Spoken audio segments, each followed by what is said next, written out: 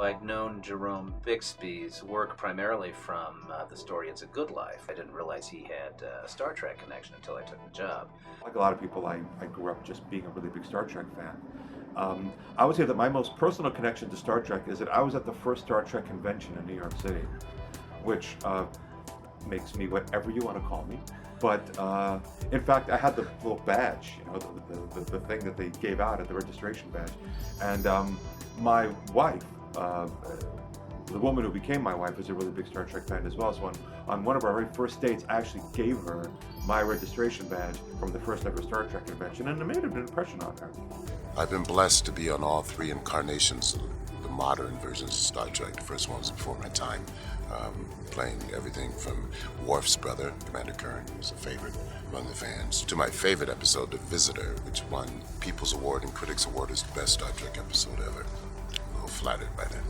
They put me in a show called Inner Light, in which I played Bataille, who was Captain Picard's best friend on this imaginary planet.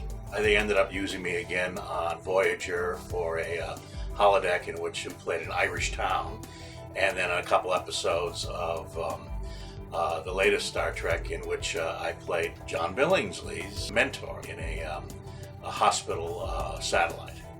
I have a Star Trek connection because I played Dr. Phlox on the installment that killed the franchise, Enterprise. I think most people would agree that the best episode Jerome Bixby wrote was Mirror Mirror, and in fact every iteration of Star Trek that's followed, Next Gen and Deep Space, all of them have all done Mirror Universe episodes.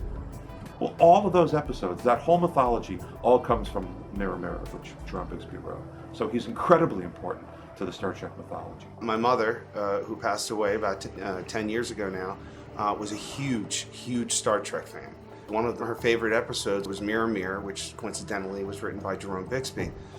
And when I had read the script and then I learned about the connection to Star Trek and, you know, to one of her favorite episodes, I was really drawn to that for that reason. Well, I was a real Twilight Zone fan. I remember one Memorial Day I was down at my brother's house visiting, and they had a Twilight Zone marathon on, and I thought, well, I'll watch a couple, and I wound up spending the entire holiday in front of the TV because I just loved Twilight Zone. And when I found out that this was the same writer who wrote the episode about the boy who sent people off into the cornfield, I was in rapture. So. Dad found out It's a Good Life was going to be the basis of one of Rod Serling's Twilight Zones. Dad's like, cool, sure, I'm going to write it. And so Dad starts making notes to do the script, and then he finds out Rod Serling wrote it already. He did the script before he even had the rights.